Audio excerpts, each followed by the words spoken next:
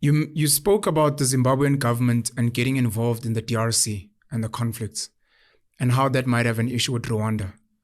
It's something that's been raised on platforms. People that follow these things know these things inside out. But for a person hearing you for the first time, visiting us for the first time, what are you talking about? What conflict in the DRC? Who is Zimbabwe sending? What does it have to do with Rwanda at all? Right. Wow. So what is ironic is that, we had elections. Yes. And these elections that we have a Zambian president who is a partisan, who is the head of the SADC organ. That is the organ that is responsible for defense issues and political issues within SADC. For the entire SADC? SADC. Okay. So it's being headed right now by a Zambian. It changes every single, every year. Okay. So he sent a guy through to the Zimbabwe to monitor the Zimbabwean elections as the head of the Zimbabwean monitoring mission. Okay. This person he sent is a former vice president of Zambia, who was a vice president of a president that, when we had elections in 2008, wanted to allow the British government to actually invade Zimbabwe from Zambia after there was a disputed election, and Robert Mugabe won what were called the runoff elections because the first elections had no clear winner.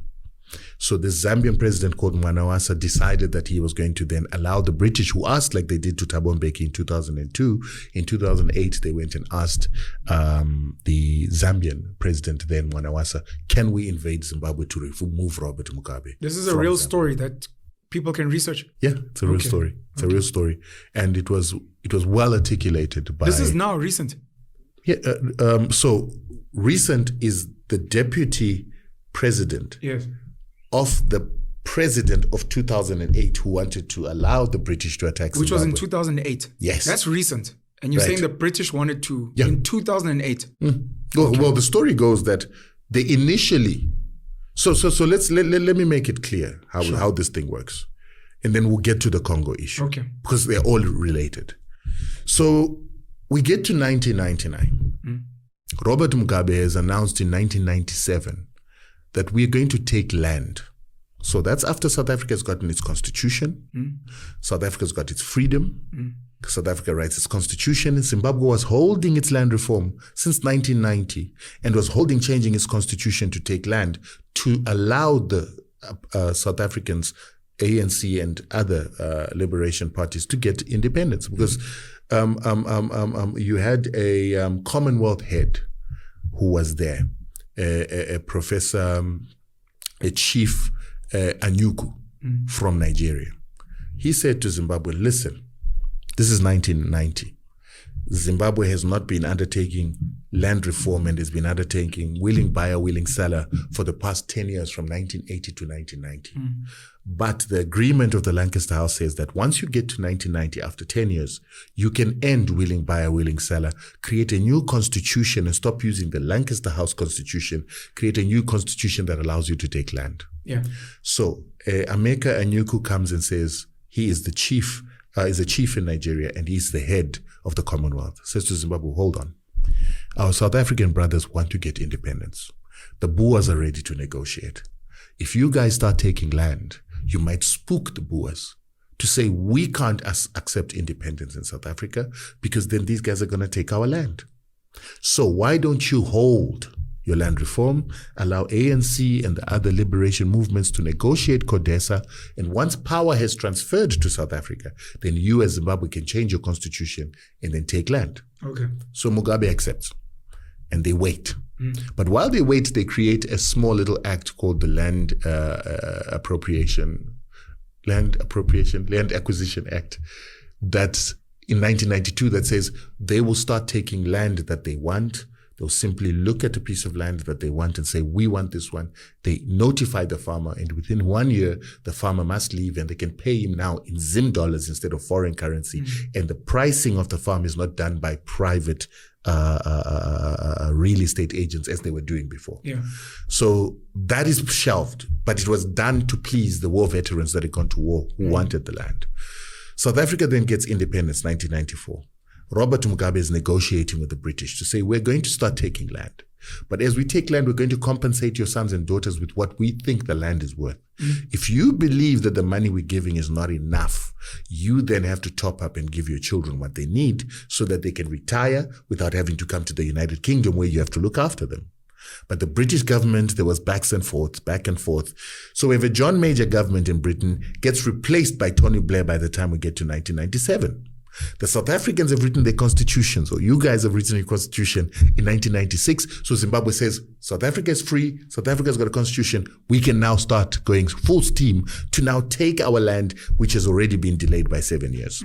So Robert goes to the British, to Tony Blair, and says, you guys have to give us money to give your sons and daughters so that we can be able to take our land. Tony Blair, Claire Short, who was his foreign minister, she says, listen here, we are a nation made up of people, Irish, Scottish, some of them have been colonized, and they've never been compensated by us, and we cannot honor an agreement that you had with the previous government. So Mugabe said, no problem, it's fine. We're going to take our land. Your sons and daughters, they can look out for themselves, but we're now taking our land. So this is 1997. So the Western community says, oh, hold on, Robert, before you start taking land, let's have a conversation and a negotiation. Let's have a land conference where we as donors will come and we'll see how we can help you. Then Mugabe said, but we already had an agreement at Lancaster. Why are we renegotiating an agreement you haven't honored? We've got a leader currently who loves having committees and things on things that have been discussed many, many times before. Setting up a new minister of things, let's sit and discuss. What are you discussing? 100%. Sure. So remember, all these things I want you to keep in your mind that while this is happening, there are other things happening in the background. Yeah. So Mugabe then refuses the new agreement. The white farmers are saying, no, you guys can take 3 million hectares of land, and then we will give those 3 million hectares to the Zimbabwe, to black people, and then we will give $3 billion to these Zimbabwean people to help them to farm and all this nonsense. And Mugabe said, no, you haven't honored what we agreed on the first time around. Yeah. There's no chance that you're going to honor this. I don't trust you anymore. I don't trust you anymore. Yeah. Right. So while this is happening, 1998, they have no agreement on this new land reform thingy. So the British start using what is called the Westminster Democracy Fund to start funding civil society in Zimbabwe. George Soros creates what is called the Open Society of Southern Africa. And a number of other institutions start budding. The white farmers of Zimbabwe create a fund and start funding the creation of civil society.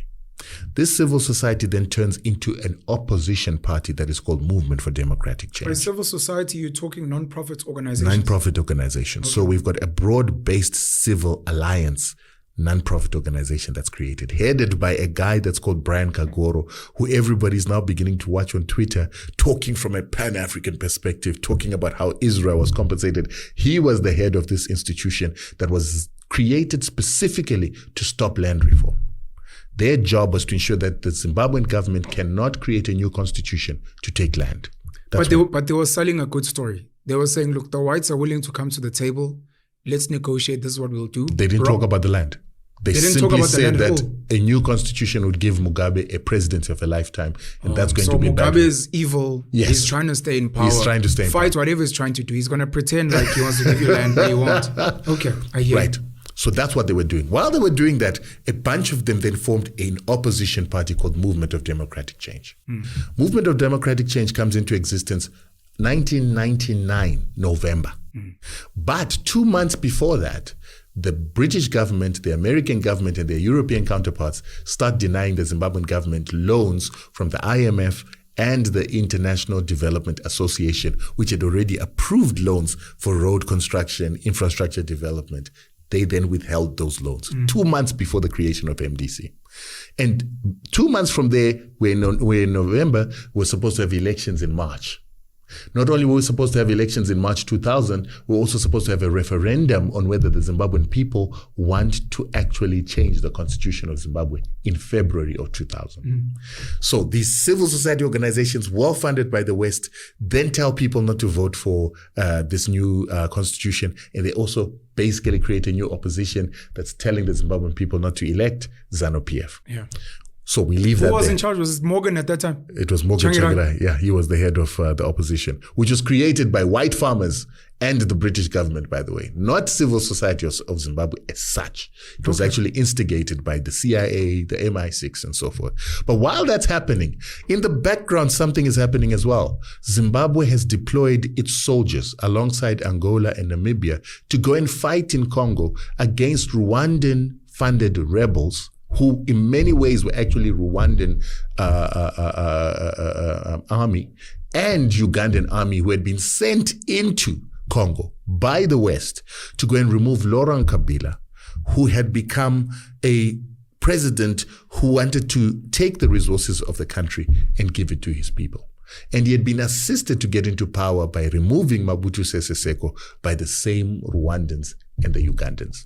But there was an agreement that, listen here, you're going to go into power, take over from Mobutu Sese Seko, then you're going to take some of my guys, some of my Rwandan military officials, and put them into your government and into your system so that they could be more or less like proxies of Rwanda. Of course, because we've helped you gain power, so we need to benefit. We need to get payment. That 100%. was probably the agreement. And not only did they want payment, Rwanda is a small country with no mineral resources.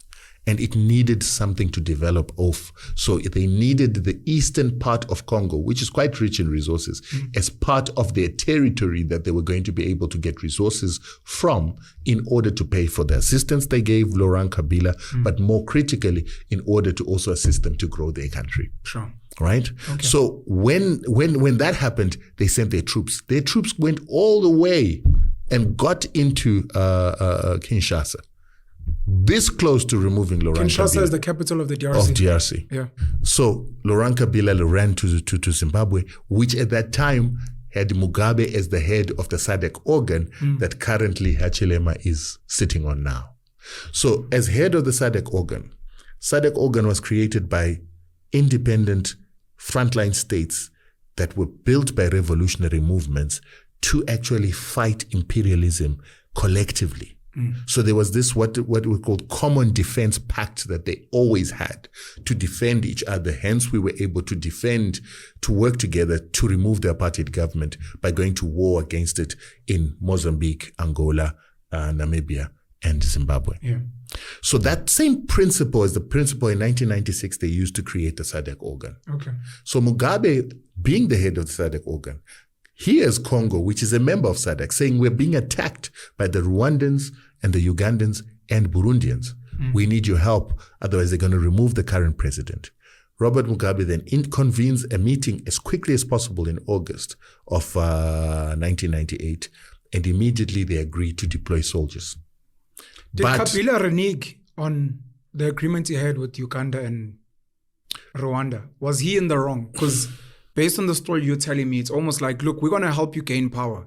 But after you gain power, you have to look out for us. And maybe there was some kind of selling out at the end with, hey, I think the Rwandans and the Ugandans maybe and the Burundians get greedy or want more? It's like you ask a good question. I think the issue is on leaders who make decisions for nations without the authority of that nation. So in as much as Kabila needed to, the authority of the nation are the people in a democracy. What your people want is what moves. But what happened is Kabila do you support made... that? I do. Because what happened now is it was untenable for Kabila to honor what he had promised before he was elected as president.